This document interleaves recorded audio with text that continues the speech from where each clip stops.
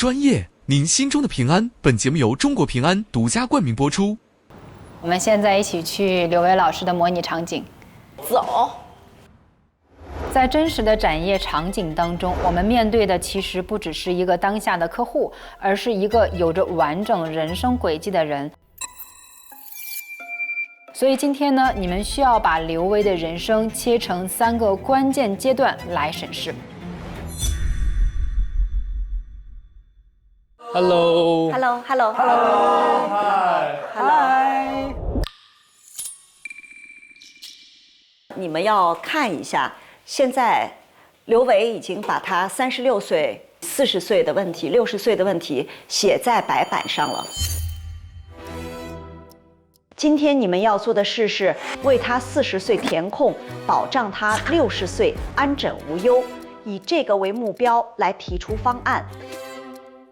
在大家的桌子上呢，有我给大家准备的风险减量卡，搭建出来一套风险减量的方案。那么哪个排序是在最前面的，就代表我们认为这个风险是当下优先需要去解决的，紧急且重要。方案呢做完了之后，我们的委托人会选出哪套方案最能够打动他。那我们呗。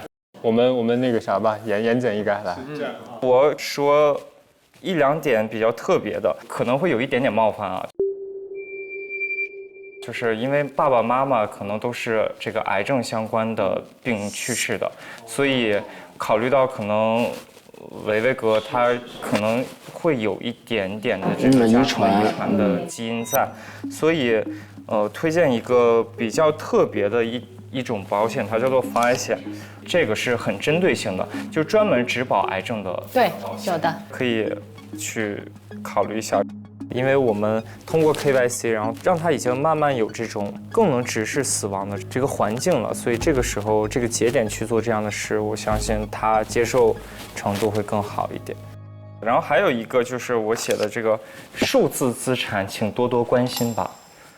版权其实是一个很重要的数字资产，是的，尤其是可能维维哥现在跟别人一起合作去经营自己的演艺事业，这个版权你们究竟要怎么处置？这个也是一个很重要的事情。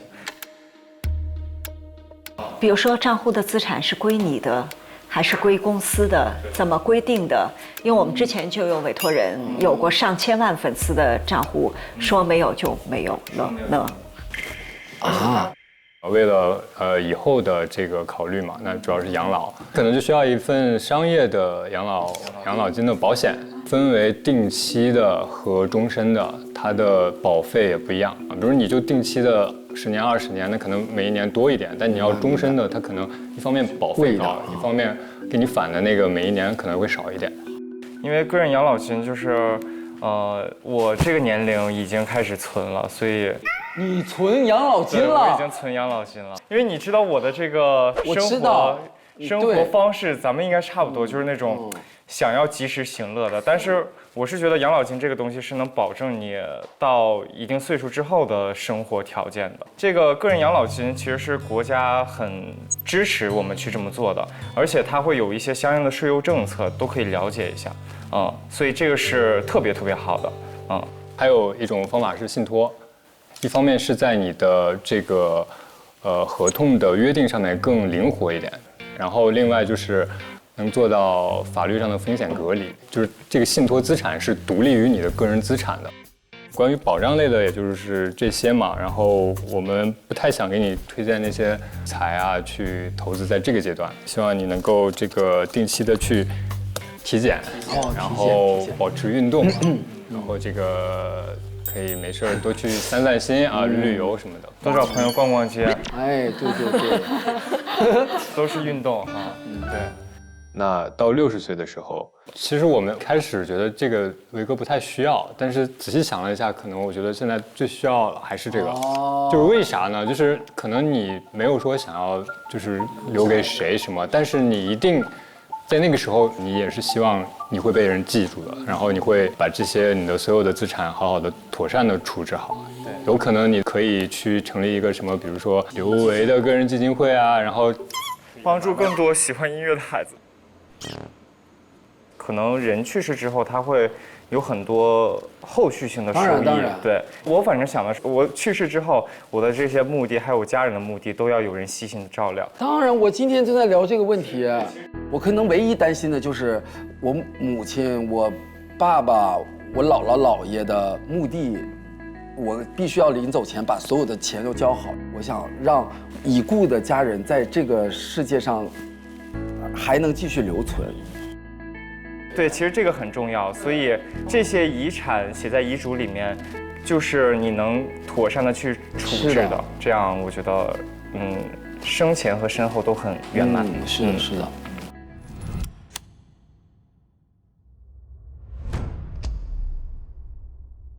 首先是刚才已经提到的这个医疗保险跟这个重大疾病险，我可能就不过多赘述它们的功能了。刚才周周提到的那个数字资产嘛，我这边写的就是知识产权。因为我也做歌，所以我知道说你要产出一个代表作，意味着你需要或者说一个投资的方式，但它更直接是投资自己嘛。如果自己词曲可能成本就低一点，找好点制作人就上不封顶，但下限也会比较低嘛。所以我觉得这个还是需要说在现阶段，无论是经纪公司也好，还是刘伟哥也好，可以拿出一部分的资金去做这件事情。然后还有一个呢是信托，但我这个信托的点可能会跟刚才的有一点不一样。上午其实刘伟哥提到说你很想养一个宠物，家里人走了之后，其实很多人都劝我养个宠物，但我不敢养，因为我知道这个东西养完了之后，它未来还会经历这样的痛苦。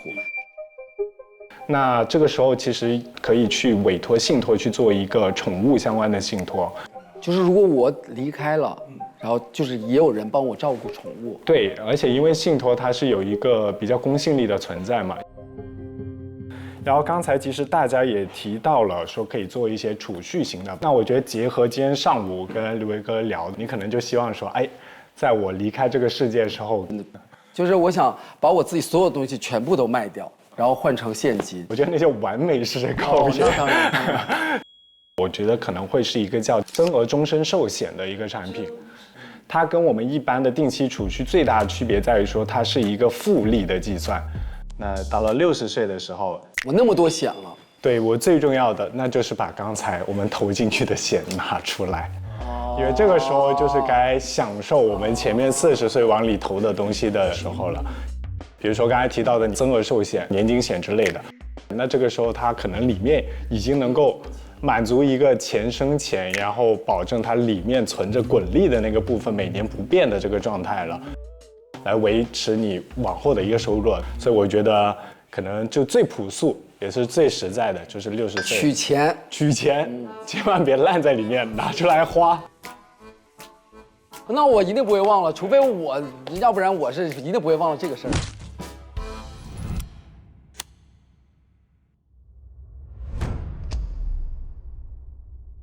那我们其实梳理下来，对于这个阶段40岁的伟哥，可以先说事业上的部分，给你打出的一张牌叫做公正协议。因为有聊到现在工作室的一个形式，包括我们跟合伙人的一个工作的模式，其实是可以去拿出我们的合同去看一下的，包括可以把我们这些年的所有的账目，我们整个的一个收入情况，你自己有一个大概的了解。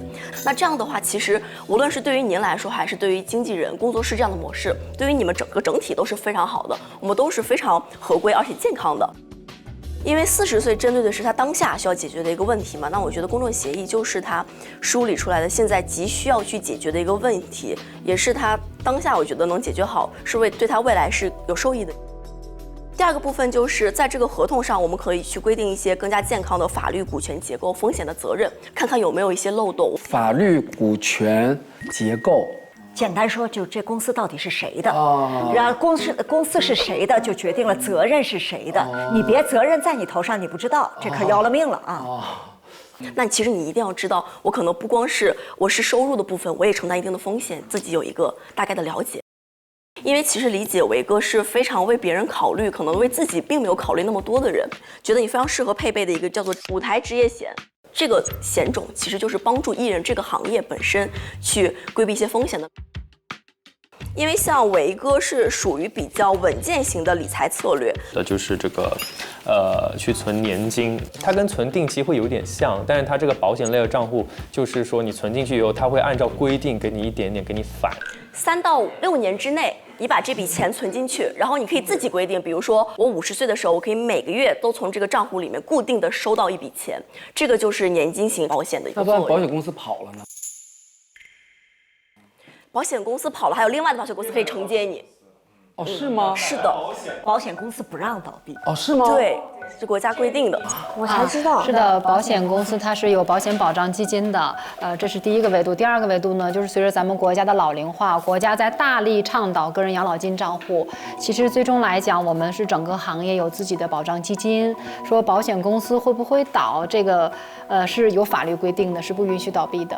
啊，这个我真的从来不知道这个事儿。然后医疗保险这个事情再补充一下，因为其实刚才也跟专家聊说，比较适合维哥的其实是中高端的一种医疗的险种。但我其实有在买医疗保险。是这种类型的吗？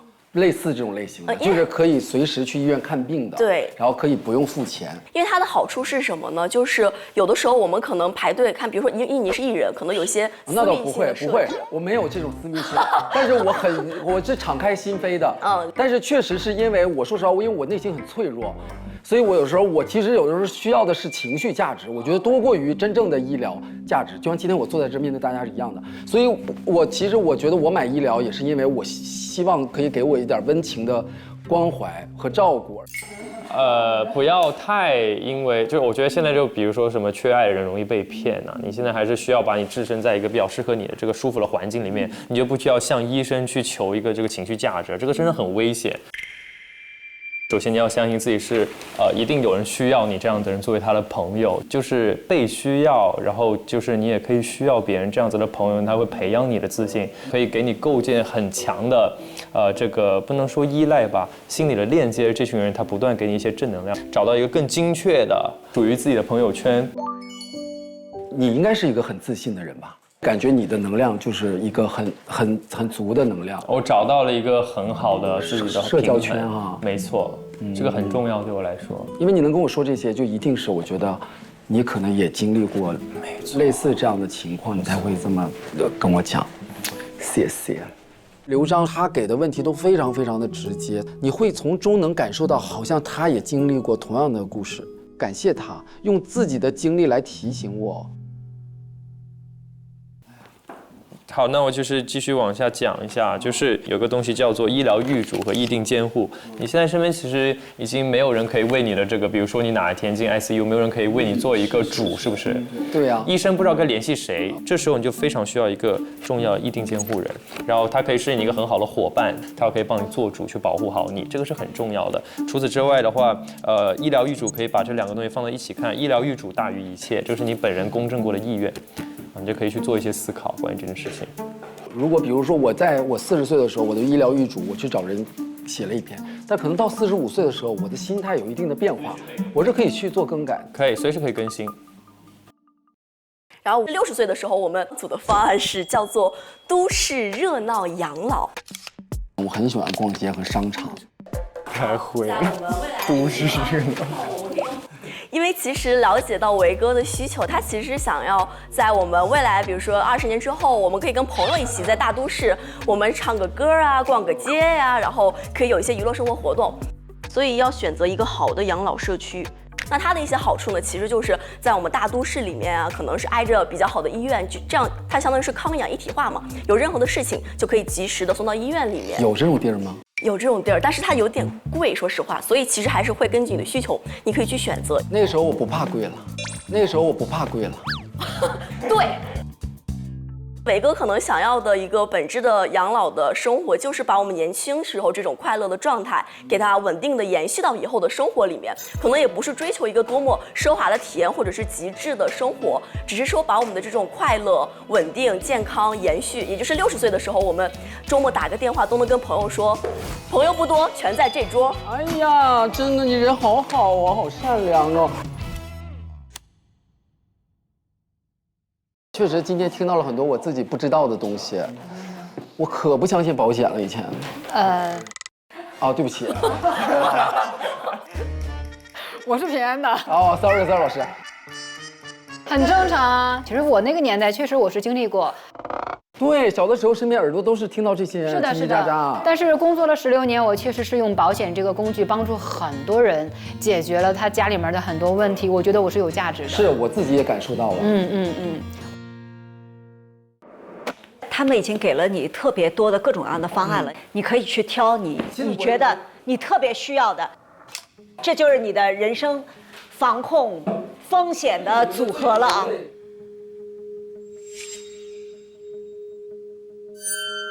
有点难选。储蓄型保险、预定监护，这个是最重要，这个是必须要的。储蓄型保险和定期理财，老师哪个不会赔钱？这个不会赔啊。好，这儿看看吧。哎，那个癌险的，我的天，是防癌险，这个我真的。共济。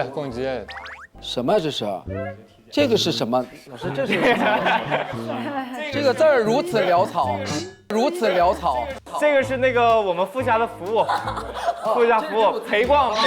啊，这是给我自己的哈。这个你可以选择我和涛任何一个人，还有2个人一起也可以。哦，享受生活还有旅行。我这个是宠物类的信托。宠物信托其实我总觉得它会比它长寿。商业经济其实就类似于刚才的那个公证协议哈，尽量不在多家保险公司投保，理赔会出现问题的。好，老师我拿完了，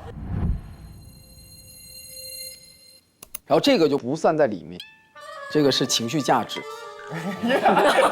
原来能分得清。体检里面有体检，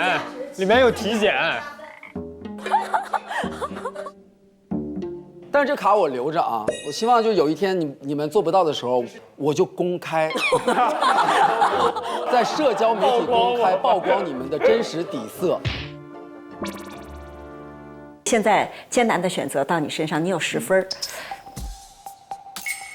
你也可以直接给到1个队，也可以分给3个队。大家都是好朋友嘛。敬业确实是经验老道，而且今天是一个人作战。然后我觉得，其实，在某些点上来讲，你也跟我有一定的共情。这样吧，3，好吧？因为相对来讲，我跟啾啾比较熟，就是大家因为生活里比较了解嘛，就没有太大的压力，所以我知道给他们分低，他们不会怪我。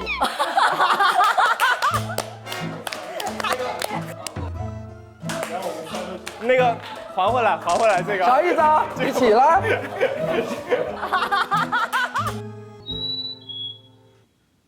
接下来是你们队了哈。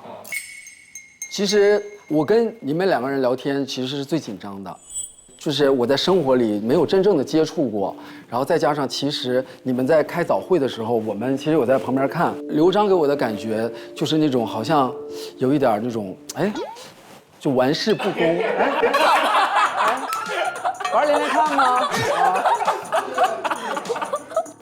我当时就笑了一笑，说：“哦，没有想到给大家感觉是这么的不靠谱。”那其实我工作的时候跟生活真的是区别比较大。我在工作中其实还是一直是一个比较严肃，然后比较注重效率的一个人。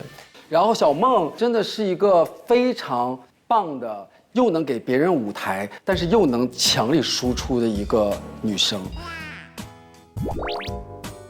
所以。谢谢，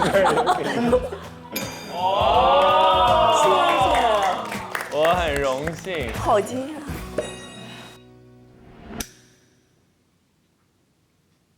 首先，我觉得我真的很感谢大家，因为其实我来录这个节目，我最担心的其实就是面对大家，因为我会觉得有一些朋友是见过很多次，然后生活里很熟，但是有一些朋友，说实话，我确实是就我们第一次见或者第一次真的沟通，但是一见面就要沟通这么沉重的话题和这样的事情，其实我每一次在跟你们聊天的时候，我的内心都觉得，我觉得很不好意思，但是你们在每一次跟我对话的时候，让我一点一点的就是放下了这个压力。跟你们每一对对话的时候，我都收获到了特别多不一样的东西。我没有在任何一个节目上这样去剖析自己，就连我自己都没有自己在家里这样剖析过自己，所以我真的很感谢你们每一个，谢谢，谢谢。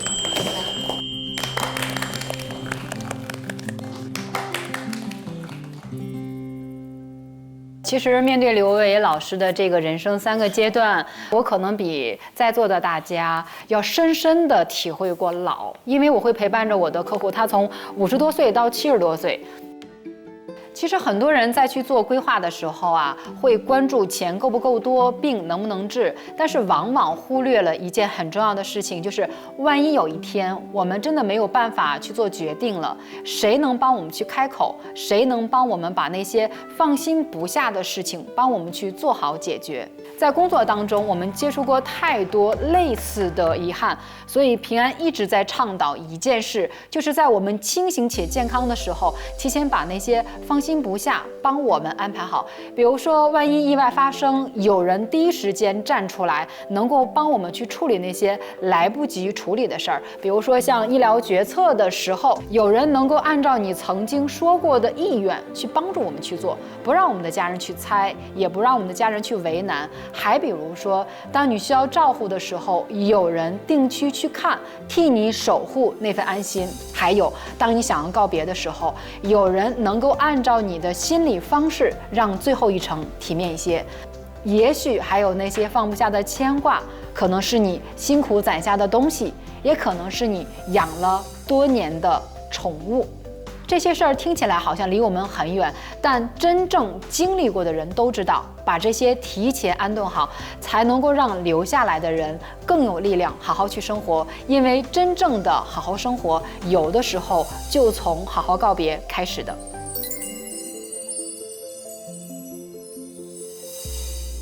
好，我们回办公室准备一下向晴晴的模拟场景。好。走吧，我们去私密洽谈室聊聊。好，买保险就是买平安。本节目由中国平安独家冠名播出。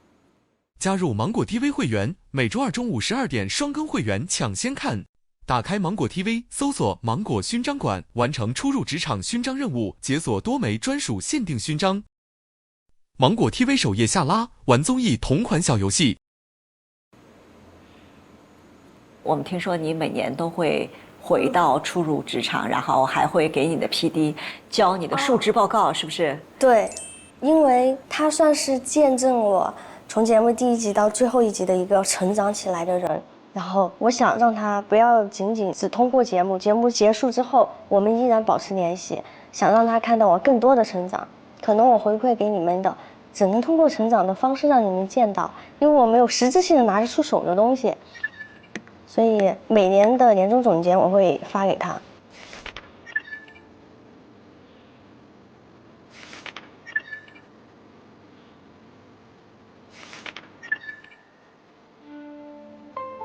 我叫向晴晴，来自贵州农村，我毕业于黔南民族医学高等专科学校护理专业。我从小的梦想就是成为一名法医。进入殡葬行业是因为更进一步的了解法医的工作，我直接就住在太平间里。以他这样的毅力，终归是有人会帮助他的。我想当他的师傅，收他做徒弟。我就不相信这样的人不会有出路。真的像圆了一场梦。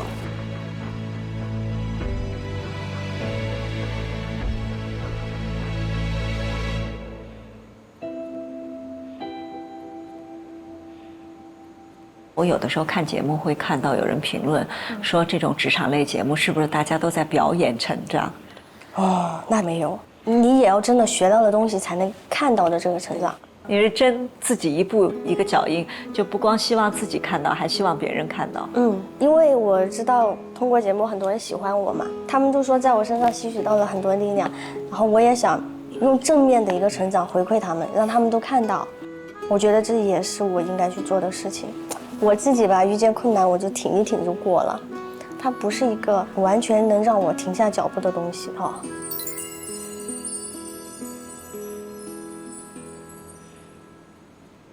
哎，你此刻觉得就是相对里生活里给你压力最大的是什么？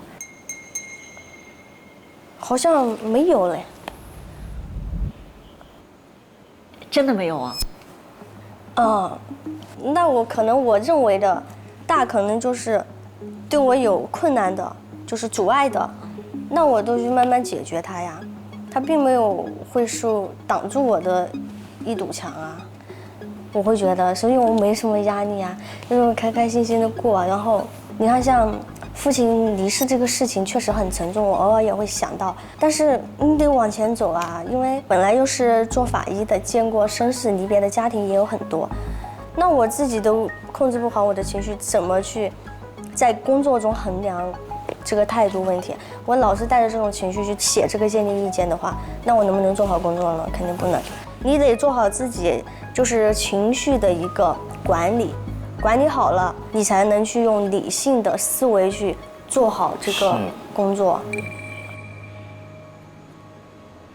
我们打了一份图，说来看看晴晴背负着怎样的一个家庭结构。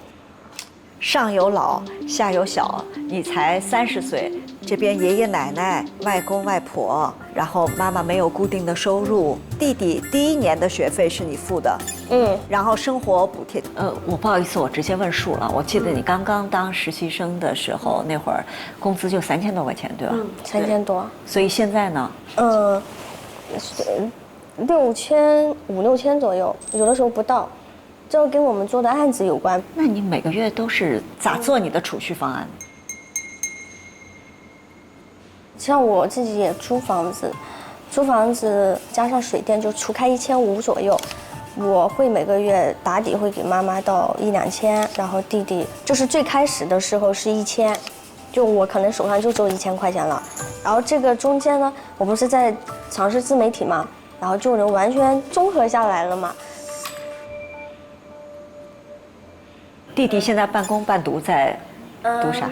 他是学土木工程的，他现在在工地上班。他就是需要他做监理的时候，就人手不够，他会兼一下；要么就是人家送货拉钢筋，他会点货；还有就是会守工人，有时候工人忙不过来了，打灰他也会加入，也算是多方面学习了。哦，你不心疼啊？打灰也加入啊？不心疼，心疼啥？该他干的，他干了他才知道。他有心疼你吗？我没聊过，应该心疼的，也心疼的，只是不说，都比较含蓄。但我也不是一个福地狂魔吧，只是我在福地狂魔，我在有能力的时候，我就帮衬一下他，毕竟这是我走过来的路，他少走一点就少走一点，我又不是有求必应的人，他有他的人生，只是他有一个很好的姐姐而已，特别好，我都想替他给你鼓鼓掌。你都值得给自己鼓鼓掌，谢谢老师。那妈妈现在50岁，没有固定的工作，在贵州老家生活，所以你需要帮她去做什么储备吗？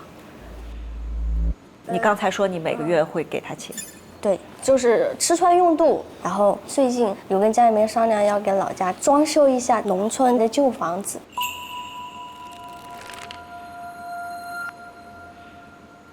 其实拿到这个家庭结构图反映出来的最大的风险一定是顶梁柱。晴晴如果有收入上的中断，这种中断不管是源于重疾也好，源于人离开也好，对于这个家庭目前来看是摧毁性的打击。所以说一定是要保护好晴晴，保护好她的身体，保护好她的财物。你现在的状态，一边读书，一边工作，一边做自媒体，一边照顾家人，就是你同时要有很多的责任要承担。所以你到底是缺钱、缺时间，还是缺你的身体的动力，包括你的身体健康的支出有没有透支？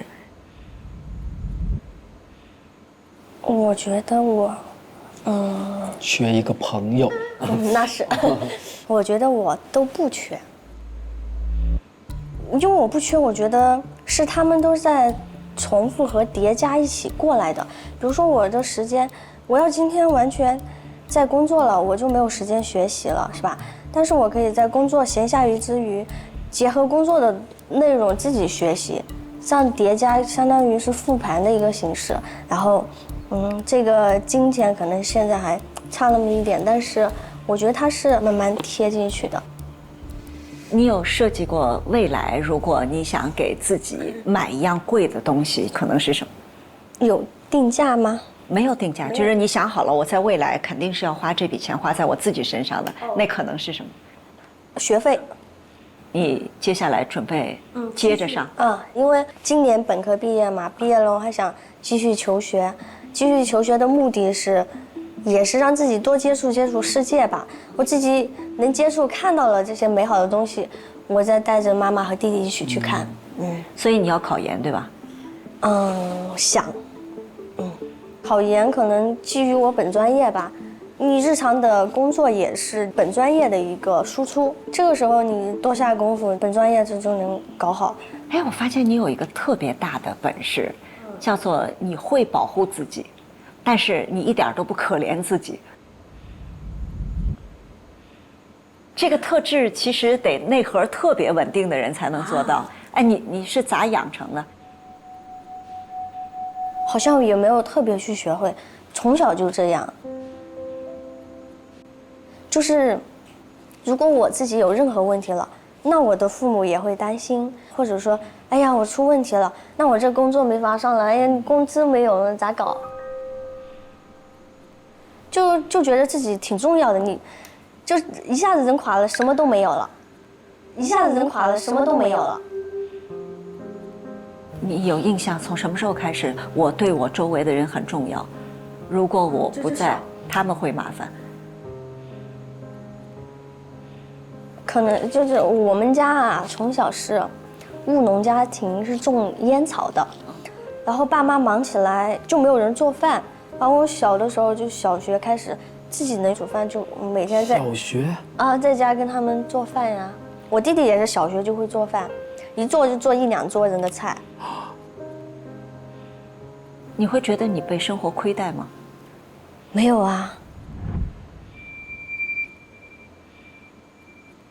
我觉得父母的爱，它算是一个很好的托举吧，至少在精神层面上。你看，像殡葬行业，谁都会忌讳，但是我跟父母说想去殡葬行业的时候，他们就说：“那你去呗。”工作中还是人生大的决定，想求学啊这些，我就跟妈妈他们说，但他们就不会跟我去坐下来谈。哎呦，这个事情对你的利弊呀这些不会，他们说：“那你去呗。”他们就觉得我认为对的事情就让我自己去，他们会放手让我决定我的人生。我觉得这样就很好很棒啊！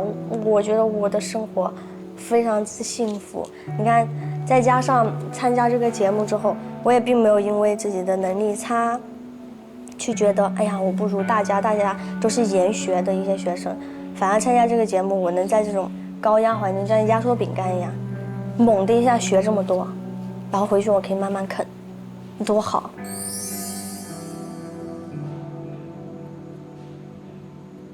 我真的有点非常非常的敬佩你，因为你知道我们有一句话叫做"凡墙都是门"，就你看起来是一堵墙，但是你的态度是说我能默念拧开它，我要过去你就能过去。但真实的世界里能做这一点的人太少了。晴晴身上有一种她从小练出来的举重若轻，压力很大，但是他的轻松不是装出来的，就无论从心理上、责任感上啊，还是扛的能力上，他真的是扛惯了。扛惯了的人，会自动的屏蔽自己身上的风险，他会看得见别人需要他顶上去的部分，看不见自己的。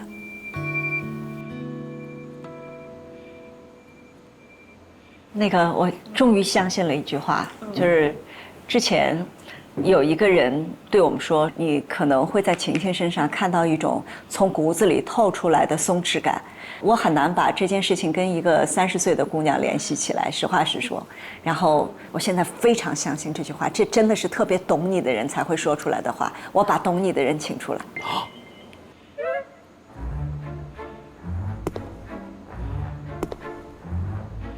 我的家人应该是我的家人，这么了解你，对不对？你弟弟应该不是他吧？我今天才跟他联系的。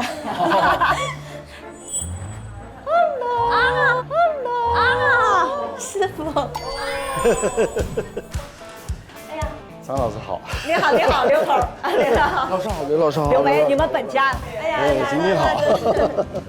来，刘老师，您坐这儿。您坐沙发。坐这儿吗？我不应该坐这儿吗？您想坐这儿也行。我想坐这儿，我可想坐这儿了。见到徒弟高兴的样子。是的，是的。来，刘头您坐。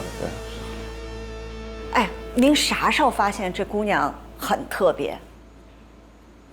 就是在面试她的时候。打动您的是？她就是宁愿为了这个职业去到殡仪馆去干活，一般人没这个决心。我们这个职业就是兴趣很重要，那么这种孩子，我觉得是应该给她一点正向的鼓励的，要给她机会。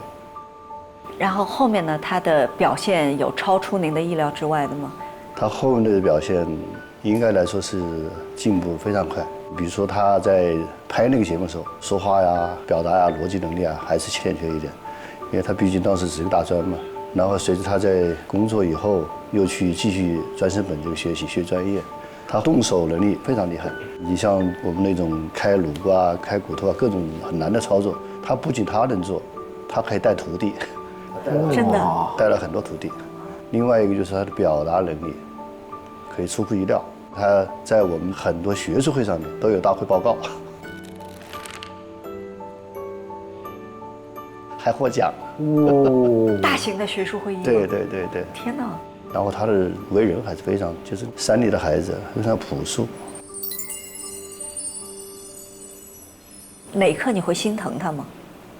有，他整个家境环境，包括这个职业环境，可能还是有些风险在里面。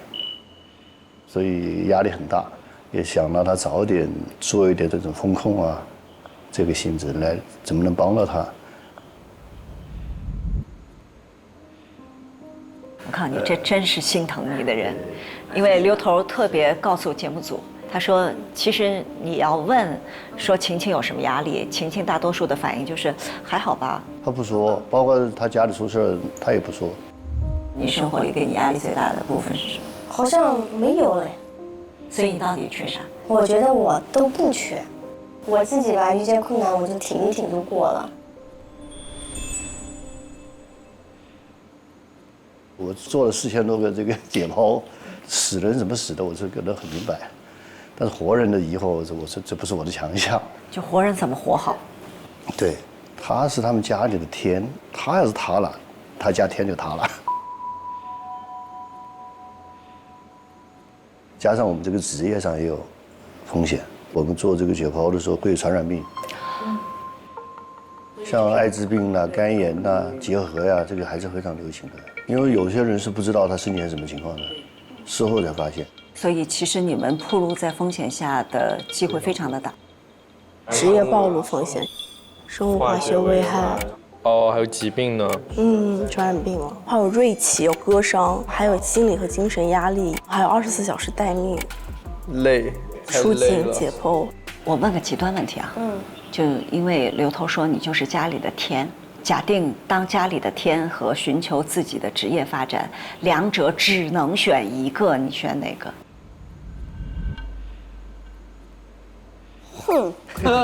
难不倒我。为什么不能同步啊？我会选做家里的天，且我一定能兼顾好发展职业这条路。我相信我自己可以。就是你不选呗？我不选，但是你这非要选，我就选做家里的天。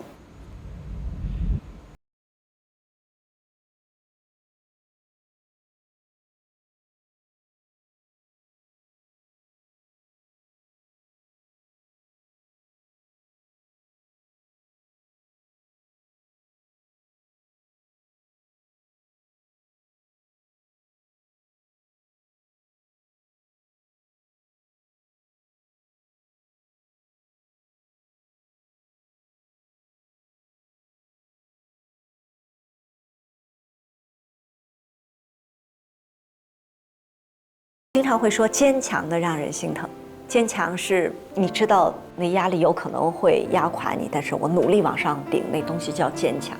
晴晴激发了我特别大的保护欲，她很强大，但是很让人心疼。怎么办呢？我觉得我跟晴晴真是截然不同两种人。我还听他讲完，我还挺想被他保护的。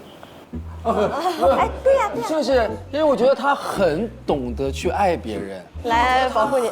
然后我又是那种很期待别人爱我，然后我听他在聊天，我就觉得，天啊，我要是小时候有个这样的姐姐，哇，我可能就，亲，你40了哦，对不起，他30。我说小的时候。对对对，但是此刻你觉得其实她的形象也像你的姐姐。我说实话，是心理上来讲，就像更有能承担责任的一个姐姐。哎，你知道吗？你那个身边其实应该多交点这样的朋友，是你在他们的身上就能吸正能量。真的，我跟秦晴会成为很好的朋友。你真的多了一个朋友，你相信我。加微信了，我们能有个联系方式吗？可以啊。你想体验一下我的工作，你也可以来找我。可以啊。我带你们去下一个模拟场景。好。好。刚才刘维的模拟场景当中，各位代理人用金融工具试图将委托人刘维从迷茫当中拉出来，用方案兜底他的过去、现在和未来。而委托人向琴琴走的是另外一条路，他一直在向前，从殡仪馆到鉴定中心，每一年都用述职报告的方式告诉大家他又走了多远。所以今天呢，向琴琴用同样的述职方式让大家了解他。需要大家注意的是呢，本次是没有最终的方案汇报的，在他的述职的过程当中，我们要当场 KYC， 并当场给出金融解法。大家如果准备好了，我们一起去琴琴的模拟室吧。好的，走吧。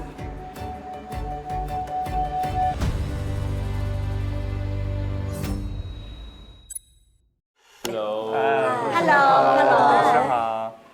这是晴晴的老师刘头啊，刘老师好。握个手啊，看看我这个法医手敢不敢握啊？对，他们说我的手很冰凉的，来来来，老师好，老师。其实不是的。来，就这个门啊，推开一个陌生的世界。哇，公正啊，哇！哎呀哎呀，哇！梦回第1季的时候，哎呀，那个场景，天哪！晴晴在第1季完成过述职的场景，4年前的。一瞬间，所有的回忆涌上心头。晴晴呢？来啦！晴晴在后面。有请压轴的向晴晴。各位老师好，我叫向晴晴。我真的是一个足够幸运的人，因为我被看到且拥有这次实习机会。我想感谢的是我人生中的第1位法医老师刘头。我是觉得您真的是一直都在，哎呀，加油加油加油！别紧张。很多人说他的学历就这样，你们这个职场怎么是会招这样的人，是吧？我觉得不可思议。但是我想的话，以他这样的毅力，终归是有人会帮到他的。我想当他的师傅，收他做徒弟。真的像圆了一场梦。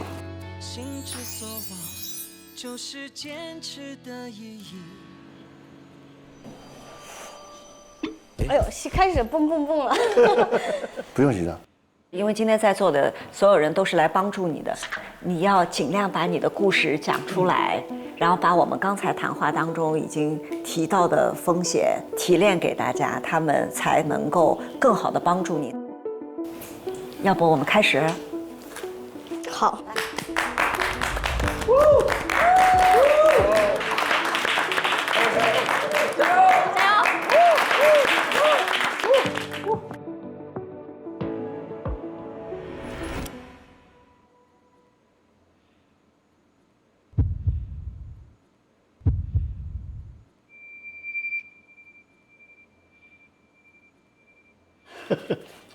大家好，我是向晴晴。4年前的我是一个怀揣对法医事业有无限憧憬，然后从护理学跨行而来的一个新人。现在的我更加坚定自己的目标，我也相信法医这个行业是我一辈子要去守候的一个职业吧。4年前，从这个地方走出去之后，我算是正式踏入了法医行业这个领域，成为了一名法医助理。4年期间，参与了多起案件，考取了专升本。在生活方面呢，自己也会尝试的运营自媒体。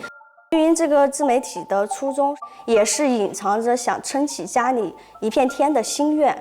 然后在日常的生活中，我也会主动的去分担家里面的所有事宜，像我主动推荐弟弟去专升本。然后自己以后有时间了，就是经济宽裕的情况下，带着妈妈和弟弟一起出去玩。晴晴她很坚强，她非常知道自己想要什么，然后内心有一股韧劲，她把所有的责任都担在自己身上，在这件事上其实有点危险。要问我的4年收获是什么？我想是实践与理论的双重丰满。现在的我也是更加坚定，就是准备好了一切面对的考验的勇气。谢谢大家。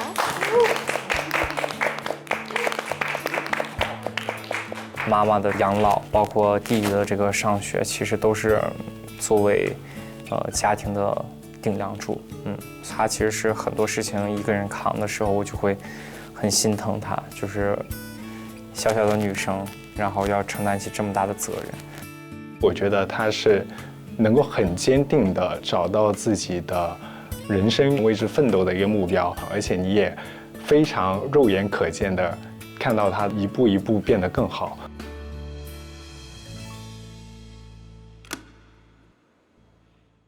你们可以提问，看看能不能问出更多我们没有问出来的隐藏的风险。那提问我就不紧张了，毕竟很少见到人。很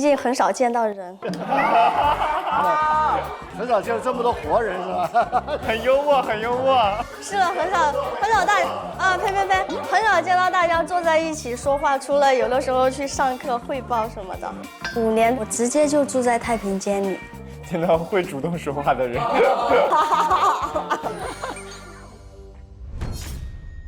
那大家有什么想问我的问题，可以尽情的问。好，因为我们手里都有这个晴晴的家庭结构的分析图啊，然后我想再细化一些点。妈妈和爸爸这边的爷爷奶奶和外公外婆是需要晴晴去照顾和赡养的。其实并不是。家里面的成员还是蛮多的，都是子女们去帮扶，包括妈妈。但都有农村合作医疗保险吗？有。我想问一下晴晴，就是因为晴晴刚才提到说你现在可能要承担家庭比较多的支出，包括弟弟那边和妈妈那边，然后想问一下说，可能这部分的支出一般会占到你每个月收入的大概多少，然后以及说有没有短期的一个比较大额的资金用途？就是平时后补贴妈妈的，还有弟弟的一部分能占我的1/2，甚至2/3。没有那么准确的，就比如说，我已经这个月可能手上钱多一点，我可以给妈妈他们多一点。然后最近有一个比较大的想法是想把老家的房子给装修一下，然后这个装修费是一笔不小的数额，我自己和妈妈也都相当于共同都存了一部分钱。想看一下有没有什么理财方式，我也不知道了。反正就是过来也是寻求帮助的，目前是有这个想法。这个想法是您提出来，还是说跟妈妈一起下定决心已经？妈妈提出来的。妈妈提出来。妈妈提出来的。这个装修这件事情现在是很急迫，是吗？就是需要在短时间内去决策。对。那个。我有一个非常好奇的问题，就是为什么这个东西这么急迫？是因为现在家里的情况已经不太适合居住吗？是这样的，确实是比较急迫的一个状态，但是不是说不适合居住，它是刚好我们家的那个房子的旁边，邻居家也在准备新建这个新房。他建新房的时候呢，也是有了。村子里面老人过来看也是想到了一些问题，就是说尽量能改动的话，尽早去改动。然后家里的老人又比较相信这些，相信这个明白。然后基于我的话，也可以借着这个机会去把家里重新装修一下，因为1楼还是比较潮湿的，因为我们老家是在山脚下，还是把家里装修好一点的话，居住的体验感也会强一些，妈妈也会舒服一些。想要请问一下，这个装修的话，你有一个预期时间吗？4到5个月吧。4到5个月，就相当于下半年的时间。那你这个存款已经准备的差不多了吗？算差不多。装修房子占你们母女俩总共存款的多少？100%。就是你攒到这笔钱，马上就打算把它花出去装修这个房子吗？算是吧。那我会觉得这中是有蛮多风险的。我其实觉得你的这个对财务的处理方式还比较激进啊。其实你是这个家庭经济的一个支柱嘛。那你有没有想过，万一你身体出现任何健康情况？因为我们看到这个保险的配备其实并没有很齐全。只是有一个农村合作医疗保险。对。那其实你是一个真的不能生病的状态。如果用全部的积蓄去做这件事情，可能压力会比较大嘛？就是有没有折中一点的办法？现在是这样的，我不是在尝试做自媒体嘛，自媒体每个月也有收益，不会说我一下子把存款全都付出去之后我就没有收益，相当于它也算是流动的一个状态吧。100%这个标准是也可以在适当的条件下减少，肯定不会说全部都投进去，很有可能接下来的学费还有其他的支出会综合一下。我其实觉得它最大风险还是关于这个金钱的走向。装修这件事情一做就一定超预算，这个真的是很重要的一件事情。他接下来还要上学，有学费，在短时间收入支出都会非常的不灵活。我比较担心他一下投完之后，然后如果还没有配置更多的保险的话，是更加危险了。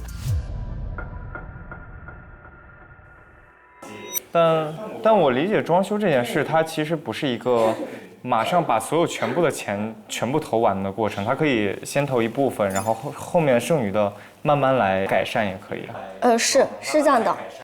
我们可能觉得有的风险就是说，等于说我们把现在所有的存款都放进去，那万一说出现一些急用钱的情况，可能到时候就会比较麻烦。即使说我们不是亲自去做这个事情，找工程队也可以把它首款尾款嘛，这样的话其实从工程质量上也更有保障。然后包括我知道秦晴这些自媒体做的特别好，就这种带大家做这种农村房子大改造翻新这种流量题材的，我觉得也会挺有话题度的。还真是搞些品牌赞助，有一些家具不用自己花钱了。哇，我都没有想过这个，一招商全部招商。这个播出去哈，大家有没有想装修房子？可以，我觉得这个提议非常好。你现在有每年定期的体检吗？因为我知道法医本身就是一个比较消耗自己的身体，然后有很多职业暴露风险的这种职业。是的，哎呀，你好贴心。是的，有去过。你的那个什么腰伤和鼻炎是跟工作有关吗？别看我呀，不敢说。这个是有关吗？你就大胆说呗。不是，是鼻炎是之前就有，因为我之前在北方待过了2年的时间，然后我的鼻炎是很严重，陆陆续续去买了一些药，但是都没有按照疗程来进行服用或外用。为啥？我把自己的事情搁浅住了，我去忙其他事情了。他这个职业上是没有办法是很规律的。刚才你提到就是说，其实你医生也看了，药也开了，但是不吃就除了工作不规律之外，还有其他原因吗？那个药太苦了，是真的太苦了，吃不下。扛得下工作压力的苦，扛不了药，吃不了一点苦。就是你这个工作性质，它的强度，包括它接触的一些东西，肯定是对身体有很大的影响的。是。首先可能先把自己的身体扛好，然后再去扛家庭。身体的事情我会去定期做体检。刚才问他，我说如果他现在的钱只够买1份保险，给谁买？他在那个结构里说，那必须是我妈妈。我说那个你得问问呢。你专门不解答，就是留给我们是吧？把这个。你们是代理人吗？这怎么办啊，刘长？这怎么办，刘长？这怎么办呀，刘长？不保险王不得出场一下？这我本来是想说的，然后你们这是这样子的，真的。这涉及到一个错配的情况，你要知道，你才是家里这个经济的顶梁柱。只要你家里面你还能够挣钱，你们家就有很多问题都不是真正的这个致命的问题。但你有想过吗？就假如有一天你不能挣钱，很多东西都很麻烦。所以这个保障应该保的是你，它的受益人是你所支撑的整个家庭。这个是一个很重要观念的转换。非常非常有道理。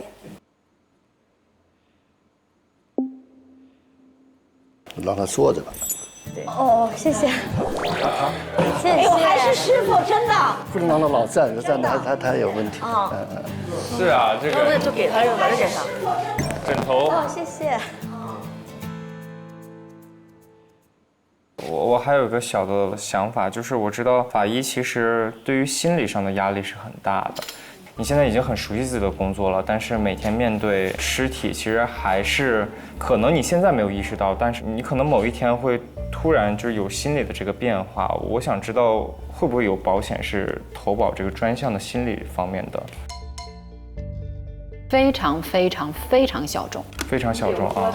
其实，在所有的保险当中，不局限于法医，对于我们所有的人而言，心理抑郁都是不管的。但是他的确遇到过你说的那个心理的影响。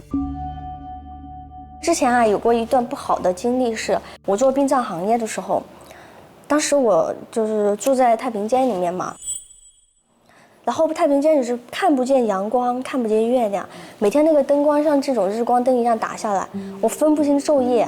然后我当时连续有大概1周左右就没有走出来晒太阳。然后突然之间来了一个活，然后我在坐地铁过去的时候，突然之间人潮拥挤的上了那节地铁，然后我就心就突突突突突的跳，我就想怎么现在我开始害怕人多的地方了，然后我是不是待久了有什么问题，然后又自己去琢磨这个事情，然后自己回去翻书去看相关的东西，别把自己搞出什么问题来了。好，然后自己就申请多出去干外面的活，然后直到后来殡葬行业换了一个城市之后，又去跑了外面的活，然后就把这个问题给解决掉了。他把自己调整过来，但是这个风险肯定有。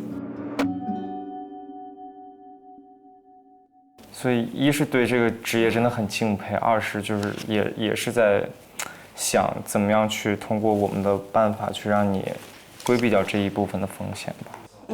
然后刚才提到这个心理上的风险，其实我知道说可能不仅仅是本身工作内容，因为我理解法医他其实很多时候某种程度上会得罪很多人的东西。也想问您一下，就是会在这个职业过程中碰到过这样的事情吗？我吗？我暂时没有，你可以问问刘老师。问问刘头，刘头有过。他现在在当助理，还涉及不到那个鉴定上面的事情。明白。但是我们基本上每个案子都会。每个都会，他总会有一方不利的嘛，要么对患方有利，要么对乙方有利，要么对被嫌疑人有利，要么对死者有利，是吧？所以他就会投诉你，然后给你打电话威胁，所以压力是很大的一件事啊。而且我了解到，法医真的去这个案发现场，其实有些可能是有危险的场景。有危险，我们有学生到现场去，就那个房塌下来了嘛。天哪！这些是非常非常危险的。我最近到山西去开棺，拿了一个出来啊，小助手就缝合的时候，针就把自己手扎流血了，感染。我们这个职业除了做刑事案件以外，大量的是非刑事案件。你在做传染病的这个时候，你都不知道它是传染病啊，防护可能没有跟上去。其实这些都是职业风险。然后我有个小问题啊，就是爸爸是因为什么样的病离世的？因为肿瘤。爸爸这个病的自费的部分是亲戚出的吗？对。当时有影响到自己的现金流吗？对。影响到了。你借债了吧？借了。现在有解决吗？有解决吗？解决了。解决了。OK， 所以刚才说的这些就是存款啊，还有要留给装修的这个，已经是考虑过还完债之后了。对。现在你的弟弟需要你帮到什么程度吗？就是他以后，比如说结婚啊什么的。哦，那没有。可能今天我也说了，我不是一个福利狂魔。支持。去求学这个事情是想让他拓宽眼界，跳出局限，也是看到各位优秀的。正常不应该没有吗？这是啥？我就是很优秀啊，有什么问题？我们都很优秀啊。对，能想到我弟弟能像各位这样去谈吐的去做他的工作，我会觉得非常欣慰。像他现在在工地，我觉得这是一个很好的机会，因为他能全方面的去学习。所以他是可以做装修吗？他可以设计，就是省一些设计费还有施工的费用。施工费用他没有。我要是很了解我弟弟，我才不会让弟弟来装修自己的家里。我怕装不好。我给大家补充一点，好不好？就是他是一个内心非常强大的人，他不求人，所以他今天在这讲，他其实还是很多东西他是没有那个的，他的风险就在这个地方。我就举个例子吧，在拍那个法医机的时候，他父亲那时候已经是很严重了。最后是家长要来看孩子嘛，来见证他们的这个毕业。他家没来人嘛？啊！天哪！好久不见。哎呀！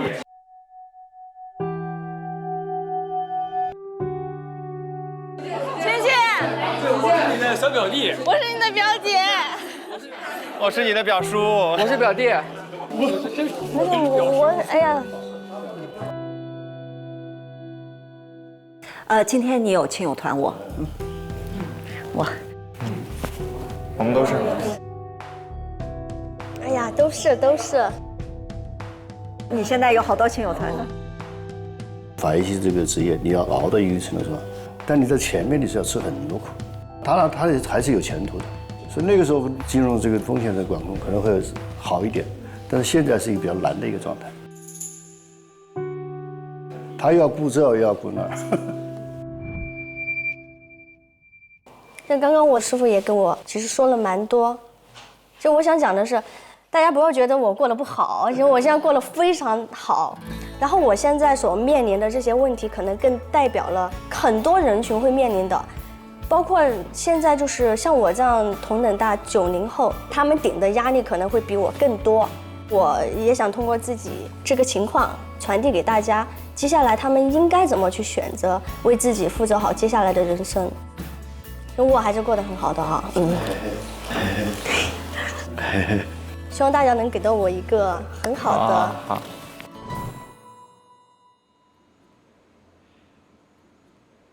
好，那我先来吧。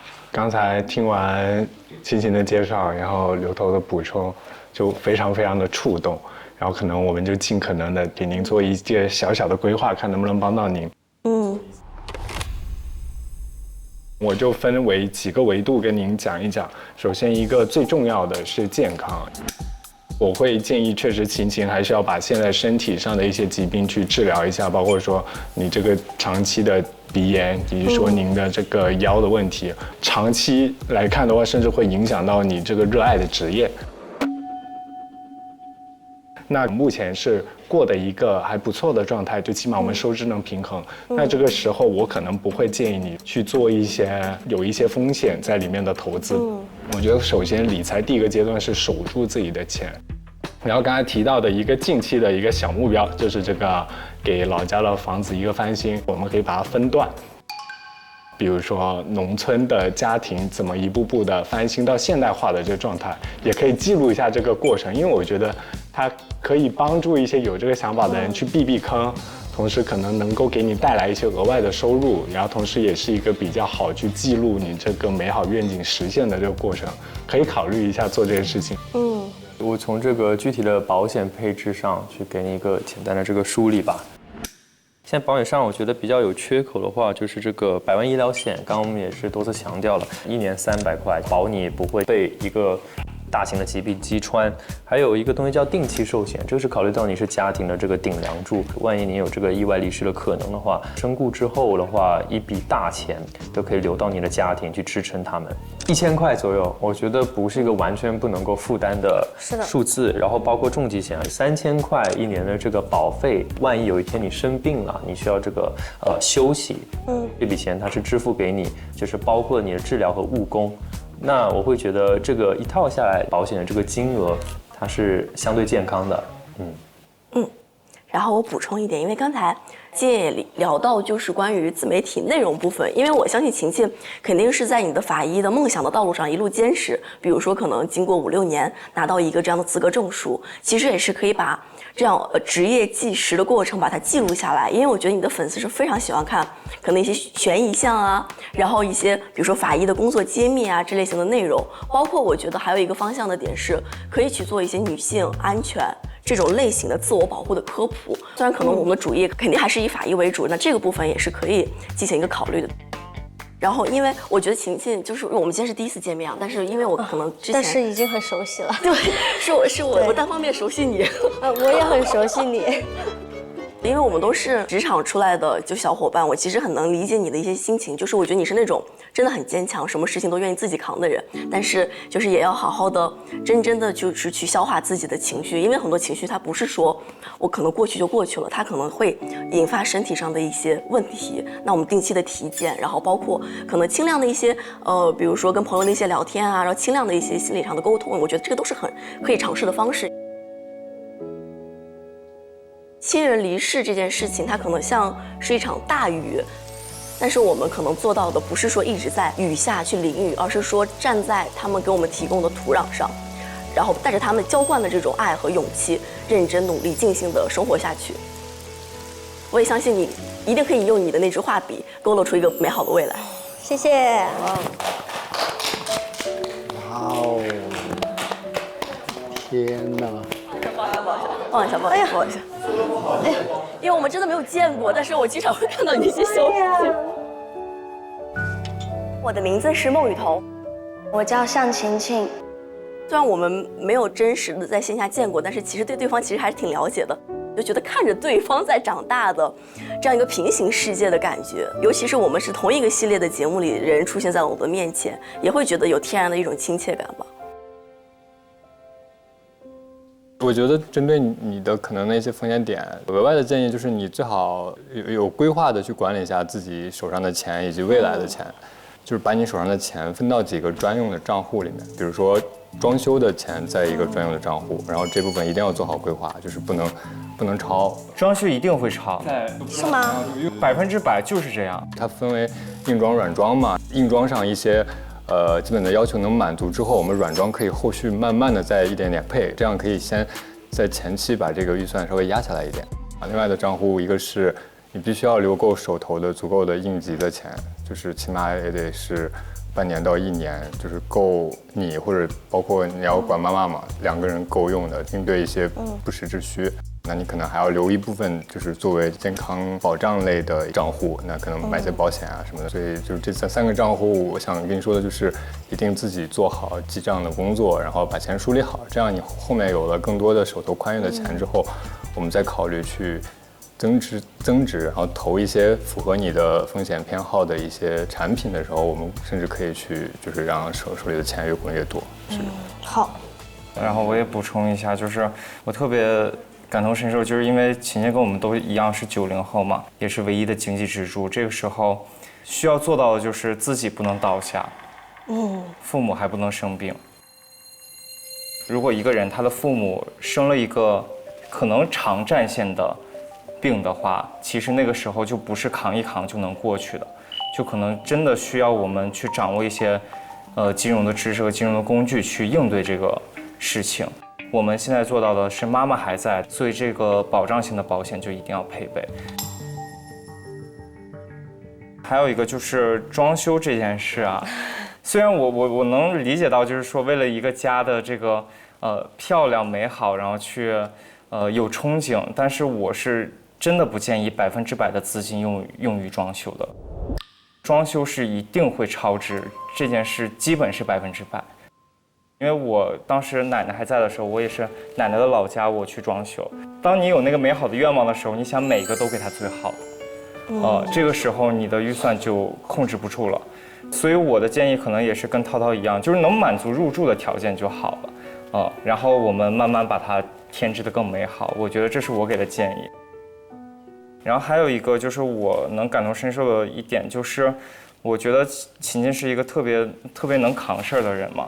我其实也算一个很能扛事的人，你可能不觉得，但是其实情绪是有消耗的。就我觉得人不能一直在扛事儿，你一定要有自己的突破口去让自己缓解。我相信你有适合自己的突破口。我得想想。法医这个职业可能也是面临着一个高度集中的一个这个情况，可能到50岁、60岁，可能身体的原因就不适合再从事这份工作了。那个时候带妈妈一起出去旅游，带弟弟一起出去玩，我觉得都是一件很美好的事情，所以我希望到真的退休干不动的那一天，秦秦能够走出去，去真正的享受生活，就是我最希望看到的。好，谢谢，希望那天还能走得动。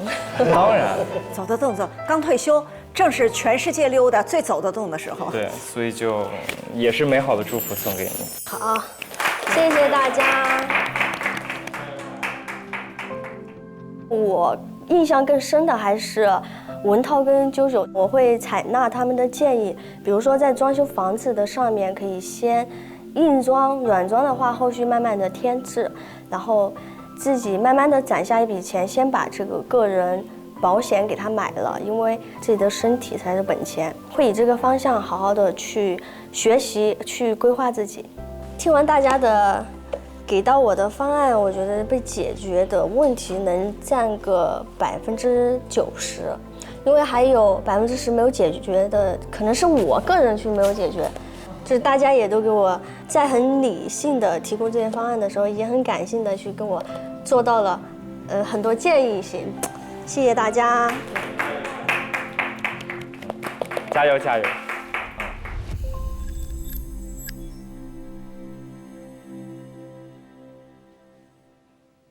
那我们就准备回我们的会客厅里做总结喽。好。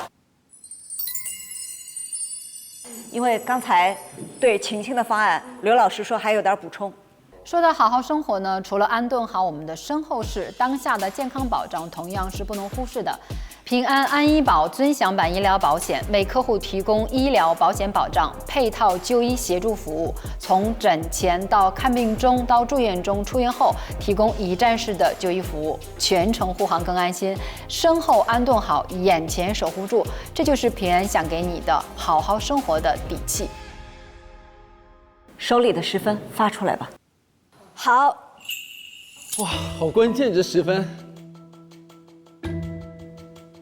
首先呢，我想跟我们亲爱的雨桐，就是你们这组还有 AK， 我会觉得，雨桐这组呢很贴心很棒，然后我也需要你们的推荐，然后我给你们打分，10分全给他们。2.5分。真的假的？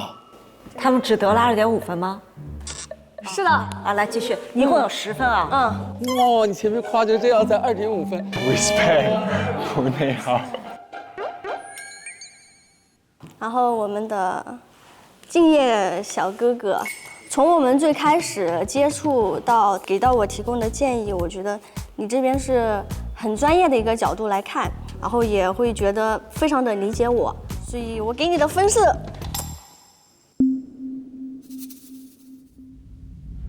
2.5。啊，也是2.5。啊，好。其实我真的，涛涛和啾啾这边呢，其实我给到你们的分是5分。给我的一个建议是直接就是，把问题先解决了，但是你一针见血啊，你解决不了，那我给你一个方案，就是把你手上的钱分到几个专用的账户里面，装修的钱在一个专用的账户，你必须要留够手头的足够的应急的钱，那你可能还要留一部分，就是作为健康保障类的账户。秦秦跟我们都一样是90后嘛，需要做到的就是自己不能倒下。装修是一定会超支，这件事基本是100%。我觉得人不能一直在扛事儿，你一定要有自己的突破口去让自己缓解。我相信你有适合自己的突破口。因为他们除了给到我建议性的东西，还有面临当下我应该去做的事情，他们更加贴合实际的来。所以当时我的打分就完全给到了他们5分，因为我觉得对我有益的，那我就给他分多一点。这也是我作为一个委托人来的诉求。当然你们都很棒的，谢谢。哦，哇，谢谢你，谢谢你。在你给完分之后，我们就知道我们今天的 MVP 是。哇！我特别同意你的说法，因为他们都很棒啊。像在以前我们能接触到的保险，无非就是西装革领的打个领带的，直接就给你推，哎，就总觉得是诈骗。看一下。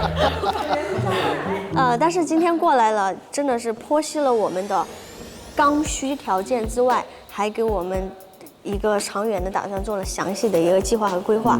我是觉得真的有被需要到。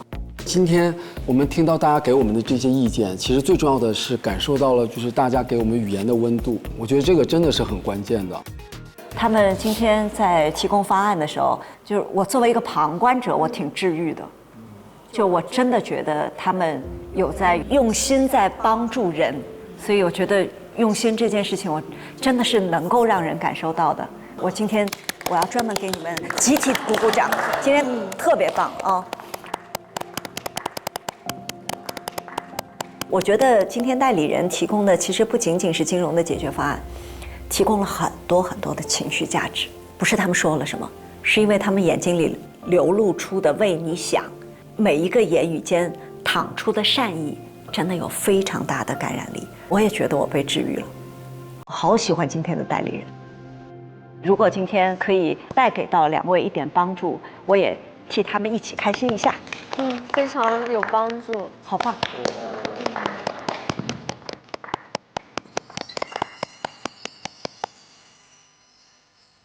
他不会没跟你连在一起吧？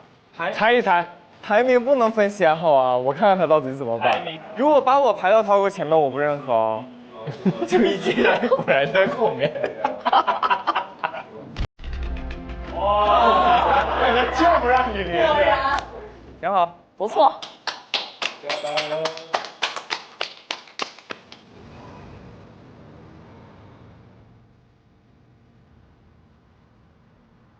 这一期主题叫做前无小事。19岁的俞灏明参加《快乐男生》出道，手握爆款热剧，还是《天天向上》的常驻主持，成为当时娱乐圈最具商业价值的年轻偶像。23岁那一年，事业发展正盛期的一场事故，反而让他看淡了。他说：“钱够用就行。”钱对于我来说没有太大的这个诱惑力。你现在要赡养多少人？将近4口啊。4个家庭，你一个人撑，你是有结婚的意愿？肯定的。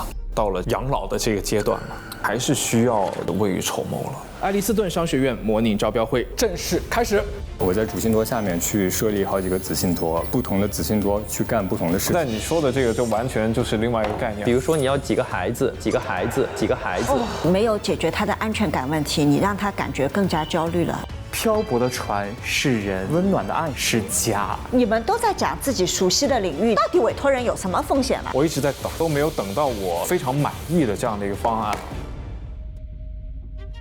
另外一位委托人小精灵会觉得钱就是用来花的，他是被朋友拉过来学习。推荐陈真宇来到我们的节目啊！我有多少钱花多少钱，做喜欢的事我就不计成本了。就比如说我演出，我是亏钱演出，就很帅，我感觉。咱们能不能捋一捋帅的逻辑？完全不认识的这个陌生网友借了7000，关系好的感觉他不会还的，就稍微少借一点，就不还也行啊。完全超出了我的想象。以吐槽的方式指出小精灵财务中的错误观念，会忘掉有几张银行卡里面有钱。说对了，还真这样。就我们关于育儿理念上面的这个分支，你俩没孩子聊育儿理念。AK， 我要跟你开杠，我受不了了，真的。你花了5年的时间，企图对他进行说服，有没有在浪费你的精力，浪费他的机会，浪费他的孩子未来的幸福？自己明明有钱，为什么要去借这个网贷呢？爸，我要买这个东西的时候，他没醒过来。但是网贷它不能这么用，那可以这么，人家老用，人家用的比你明白。你有过网贷逾期的时候吗 ？Never。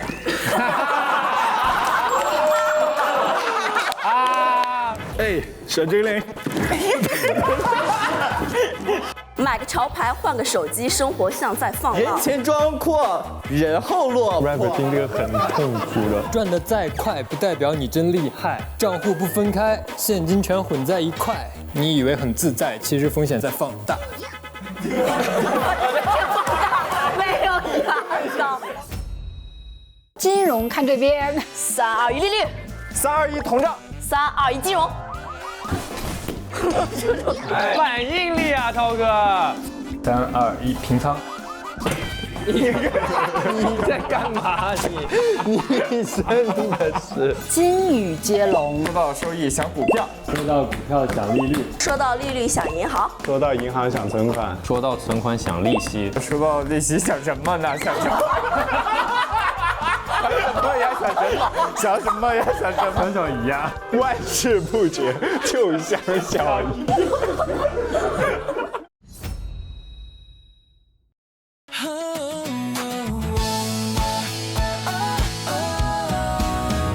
深夜灯还亮，时间静默成江，迷雾里有讨好，独行也不慌，让承诺凝成钢。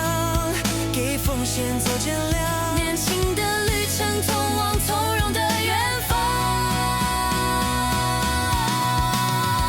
青春如歌，爱是归航，波浪甲方安然向阳，规划为营照亮迷茫。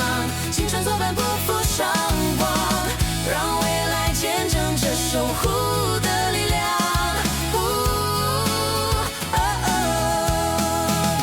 当变数紧紧勾窗，时光漫过手掌，一直温柔守望，换未来晴朗。